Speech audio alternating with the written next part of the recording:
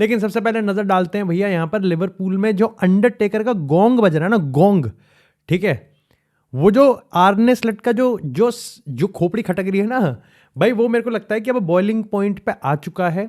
जो कुकर की सीटी वो अब बचती हुई दिख रही है, और यहां पर बहुत ही क्रेडिबल सोर्सेज ने और आर्टिकल्स ने अब ये चीज कंफर्म कर दी है।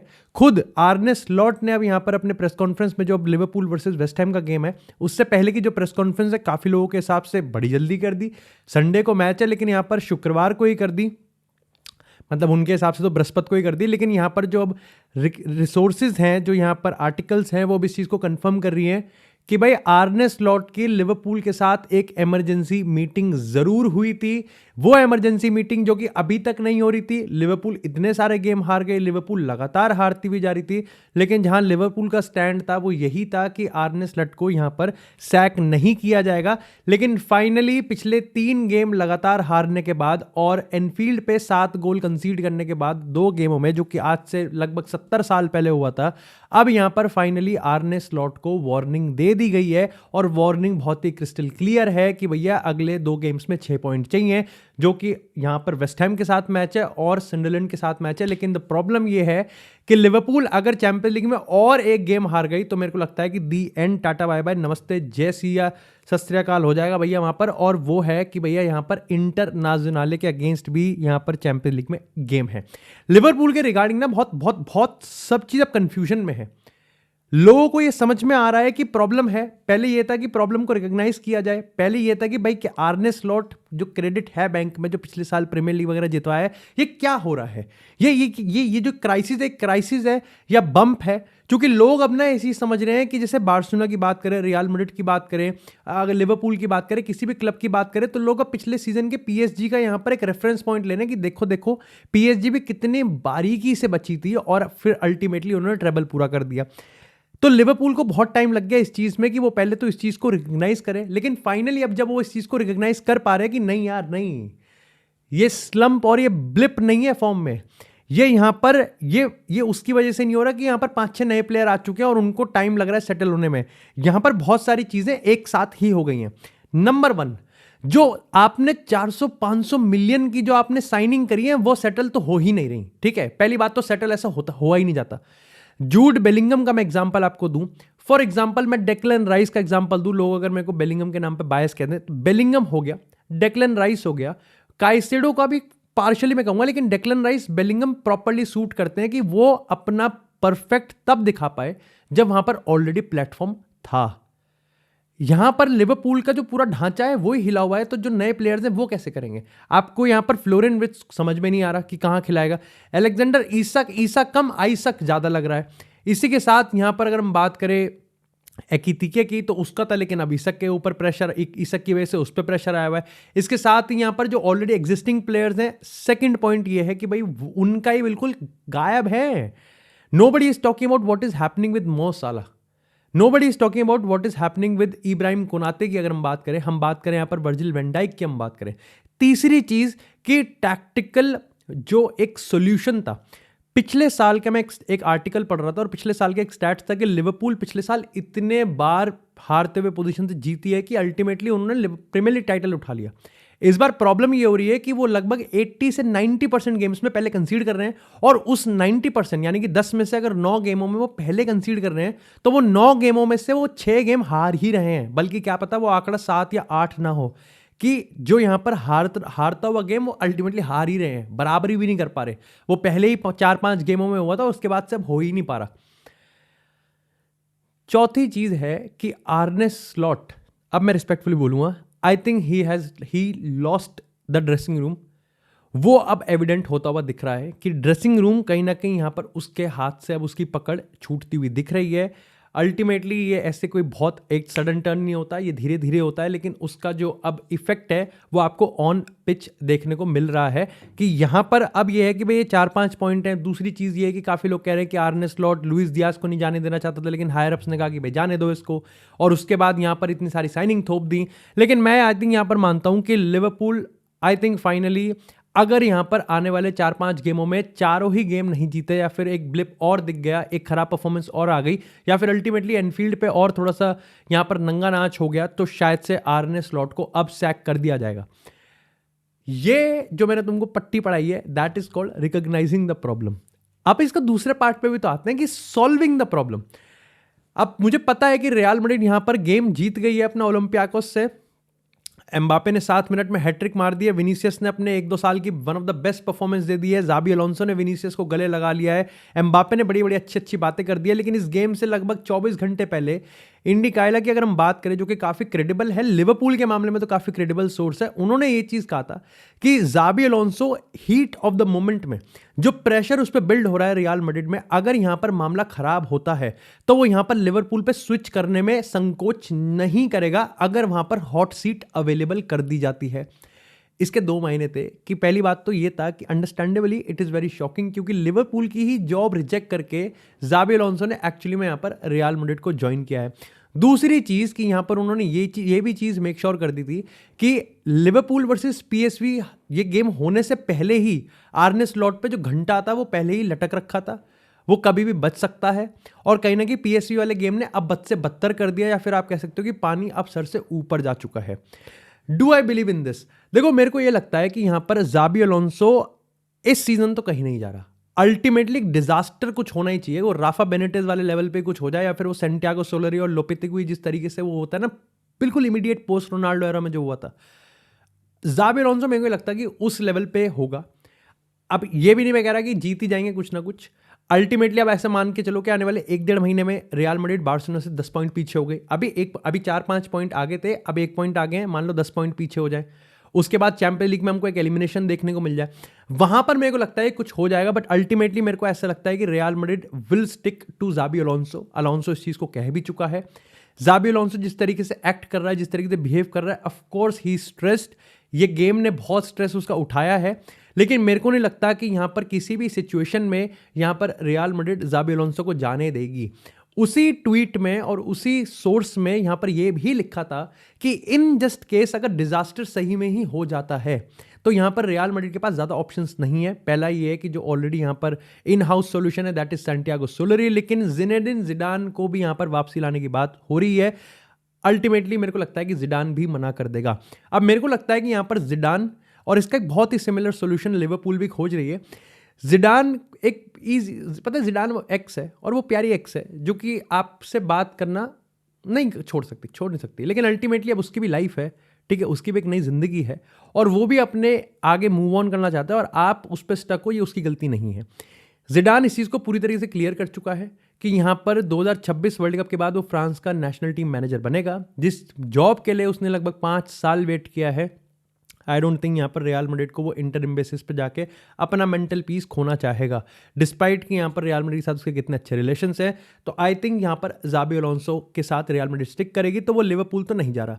साथ ही साथ मेरे को अब ये भी लगता है कि रियल मैड्रिड जिस तरीके से बिहेव कर रही है और रियल मैड्रिड के जो हायर ऑफिशियल्स हैं, आई थिंक तुम शॉक मत होना अगर यहाँ पर हमको रॉड्रिगो विनीसियस में से कोई एक जाता हुआ दिख जाए। हाउएवर रॉड्रिगो के चांसेस मान सकते हो 70% है, विनीसियस का मामला अभी डामाडोल ही है अभी, क्योंकि यहाँ पर ऑफकोर्स उसने अपनी one of the best performance दे दी है। एम्बापे ने 7 मिनट में हैट्रिक मार दी है। एक हार रुक जाओ, यहाँ पर रियल मैड्रिड में जो क्राइसिस, जो कोलैप्स है, वो हमारे आंखों के सामने होता हुआ दिखेगा। ऐसा ही कुछ रियल मैड्रिड का बेचीदा किस्सा चल रहा है। लिवरपूल की बात करें तो लिवरपूल यर्गन क्लॉप को लेके अब बहुत ही ज्यादा ऑप्टिमिस्टिक है कि भैया मनाओ, कैसे भी करके मनाओ। यर्गन क्लॉप जिसने 8-9 साल लिवरपूल में बिताए हैं, ठीक है, वो इसलिए चला गया लिवरपूल को छोड़ के क्योंकि उसके पास अब वो एनर्जी नहीं बची थी, उसके पास वो जान नहीं है कि वो यहां पर किस तरीके से कोप अप करेगा इस पूरे ड्रामे के साथ। इट इज वेरी अनलाइकली कि मैं यर्गन क्लॉप को इस कीचड़ में कूदता हुआ वापस देखूंगा, क्योंकि उसके हिसाब से this is the worst Liverpool जिसको वो हाथ लगाएगा। इसलिए नहीं क्योंकि मतलब खराब है, क्या पता नहीं क्या डाउनफॉल आ गया, नहीं, बहुत ज्यादा ड्रामे है, बहुत ज्यादा। बट मेरे को एक छोटी सी एक आशा की किरण ये भी दिख रही है कि out of love, out of respect, और क्योंकि इस पूरे ग्रुप ऑफ प्लेयर्स को अगर कोई एक आदमी है जो कि क्योंकि सीजन बचाने के लिए आपके पास 2-3 साल नहीं है ना, आपके पास 1 साल नहीं है। सीजन बचाने के लिए तो आपके पास 1 महीना है कि 1 महीना भाई इसको इन प्लेयर्स को इकट्ठा करो और कहो कि जो भी सैल्वेज कर सकते हो। It's not just about title, it's about the revenue. क्या टॉप 4 में जाओगे तो अगले सीजन चैंपियन लीग खेलोगे, आप चैंपियन लीग में बहुत आगे जाओगे तो वहां पर रेवेन्यू मिलेगा। दूसरी चीज, आपके खुद के प्लेयर्स की जो वैल्यू है वो नहीं गिरनी चाहिए। अगर वो कोई बंदा है तो वो यर्गन क्लॉप है, बट हाईली अनलाइकली है। लेकिन हाँ, मैंने तुमको बता दिया है कि जर्गन क्लॉप इनकी लिस्ट में है, ज़रूर है। साथ ही यहाँ पर इराओला की बात करें, स्टीव जेरार्ड की बात करें, और हाँ, लिवरपूल के हायर अप्स आंद्रे चोदले पोगलू को लेके भी काफ़ी इंटरेस्टिंग है। वो मानते हैं कि टॉटनहम ने जो किया वो अलग है, नॉटिंघम फॉरेस्ट ने जो किया वो भी चोदले पोगलू के साथ नहीं होना चाहिए, और चोदले पोगलू परफेक्ट फिट है लिवरपूल जिस तरीके से खेलती है। ध्यान मत देना। खैर, इसी के साथ यहाँ पर बात करते हैं रियल मैड्रिड से एक छोटी सी अपडेट। वो ये है कि भाई जाबी अलोंसो ने इस मैच से पहले, ओलंपियाकोस वाली मैच से पहले, एक मीटिंग बुलाई थी सीनियर प्लेयर्स में, और वहाँ पर ड्रेसिंग रूम का पूरा जो स्ट्रक्चर है और जो यहाँ पर पूरा वाइब है उसको चेंज करने पे क्या बेटर कर सकते हैं, उस चीज़ को लेकर यहाँ पर मीटिंग करी है। इसकी ऑफिशियल अनाउंसमेंट अभी तक नहीं हुई, बहुत ही ज़्यादा टीयर 1 सोर्सेज से मैं कंफर्म नहीं कर सकता, लेकिन हाँ, स्पेनिश मीडिया ने इसको हेविली कवर्ड किया है, तो मैं तुमको यहाँ पर इस एपिसोड में बता रहा हूँ कि ऐसी मीटिंग हुई है। सीनियर प्लेयर्स ने इसको यहाँ पर अप्रिशिएट भी करा है, और आप कह सकते हो कि रियल मैड्रिड का ड्रेसिंग रूम यहाँ पर काफ़ी ज़्यादा अच्छे स्टेप्स ले रहा है। अगेन 2-3 हार दूर है और चूड़ियाँ टूटती हुई दिख जाएंगी, but I think this is how you build up. I think real Madrid इस ओलंपियाकोस वाले गेम को बहुत अच्छे से बिल्डअप के लिए ले सकती है, but at the same time हमें ये नहीं भूलना चाहिए कि ये गेम हम 4-3 से जीते हैं। एम्बापे की वो 7 मिनट में 3 जो 7 मिनट में हैट्रिक मारी है वो ओवरशैडो ना कर दे कि हमारा डिफेंस कितना ही शैटर्ड है, हमारा डिफेंस कितना ही खराब है। जूड बेलिंगम को हम फिर भी नहीं लेके आ पा रहे, बेलिंगम, विनीसियस और एम्बापे को कोएग्जिस्ट नहीं कर पा रहे। रोड्रिगो लिटरली लकड़ी पे बैठा हुआ यहां पर सड़ रहा है। ट्रेंट आर्नोल्ड को बहुत अच्छा दिख रहा है, और वाल्वर्दे मिडफील्ड में अनसेटल्ड है।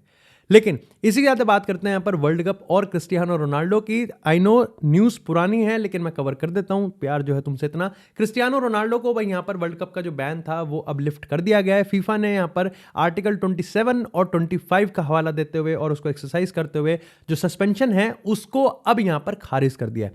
हाउएवर, प्रिकॉशनरी और प्रोबेशनरी पीरियड पे यहाँ पर रोनाल्डो अगर वर्ल्ड कप में या फिर आने वाले इंटरनेशनल गेम्स में अगर कुछ ऐसा ही फाउल करता है तो वो 2 गेम्स के लिए यहां पर बैन हो जाएगा।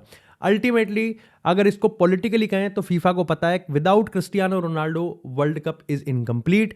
क्रिस्टियानो रोनाल्डो का आखिरी वर्ल्ड कप है। लियोनेल मेसी को क्लब वर्ल्ड कप में लाने के लिए, रोनाल्डो को वर्ल्ड कप में लाने के लिए, और इवन अगर नेमार की बात करें तो कुछ ना कुछ तुमको तिगड़म अगर देखने को मिले तो चौंकना मत। अब यहां पर लॉजिकली अगर हम बात करें तो ऐसा पहले भी हुआ है। 2012 में वेन रूनी के साथ बात करें, आई थिंक मांजुकिच के साथ भी ऐसे ही कुछ हुआ था, और यहां पर बहुत सारे ऐसे प्लेयर्स हैं जिनके साथ ऐसा हुआ है, बट क्रिस्टियानो रोनाल्डो का स्टेटस इतना बड़ा है तो ऑफकोर्स यहां पर चीज़ें होती ही हैं। लेकिन अगर तुमको इस पर जेन्युइनली एक उसमें वर्डिक्ट चाहिए कि क्या ऐसा होना चाहिए था, क्या नहीं होना चाहिए था, नहीं फर्क पड़ता। देखो, ultimately it is Cristiano Ronaldo, ठीक है। जो लोग रोनाल्डो को हेट करते हैं वो कहेंगे कि भाई क्या है ये तो रूल होता है। जो लोग रोनाल्डो को हेट नहीं करते वो कहेंगे कि भाई देखो पहले भी इतने सारे हुए हैं इंसिडेंट जहां पर कट किया गया है। एंड अल्टीमेटली फीफा के ये आर्टिकल्स होते ही ऐसे हैं, ये क्लॉज होते ही ऐसे हैं कि फीफा को पता है कि उनको लूप होल कैसे निकालना है, और वहां पर वो खेल जाते हैं।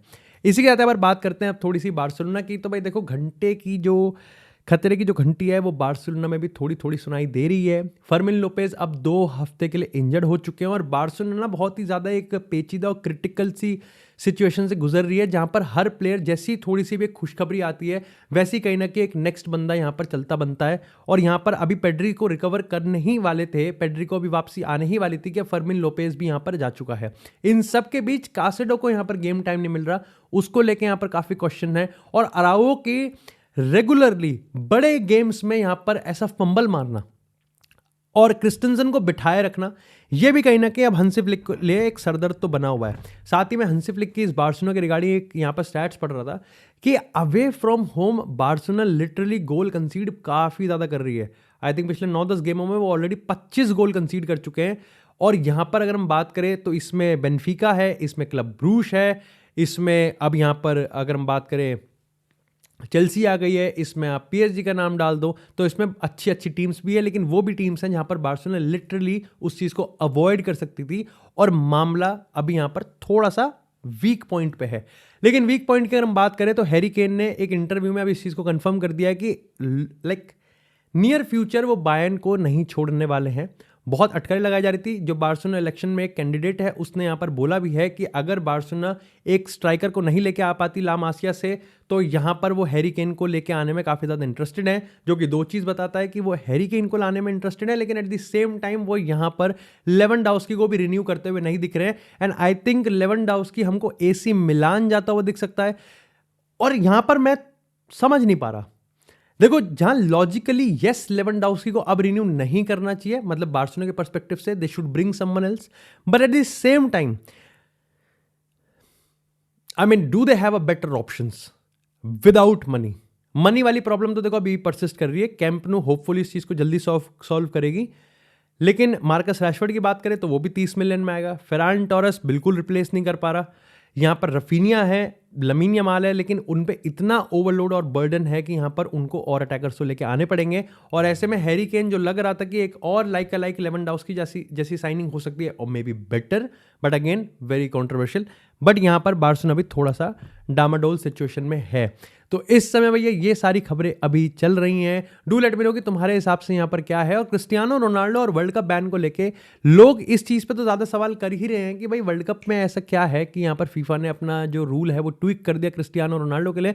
लेकिन काफ़ी लोग एक बहुत ही इंटरेस्टिंग सवाल भी ये पूछ रहे हैं कि क्रिस्टियानो रोनाल्डो अब क्योंकि सारे ही गेम्स के लिए अवेलेबल है तो क्या रॉबर्टो मार्टिनेज एक्चुअली में अब फंस गया कॉम्प्लिकेटेड में, क्योंकि पहले उसको पता था कि क्रिस्टियानो रोनाल्डो अवेलेबल ही नहीं है, तो उस पर कोई प्रेशर नहीं था कि रोनाल्डो को स्टार्टिंग 11 में डालना ही डालना है। तो तुम्हारे हिसाब से क्या लगता है कि भाई क्रिस्टियानो रोनाल्डो के बगैर पोर्चुगल बेटर है या फिर रोनाल्डो के साथ पोर्चुगल बेटर है? Do let me know in the comment section, क्योंकि रॉबर्टो मार्टिनेज के मैंने बहुत सारे इंटरव्यूज देखे हैं और उसने कंसिस्टेंटली यूनिवोकल लैंग्वेज में उसने पूरी तरीके से मेंटेन कर रखा है कि क्रिस्टियानो रोनाल्डो उसके क्लब का ना ही उस टीम का ना ही फेस है ना ही इंटीग्रल पार्ट है, बल्कि एक्चुअली में एक यहाँ पर फोकल पॉइंट भी है और वो अनडिस्प्यूटेड स्टार्टर है।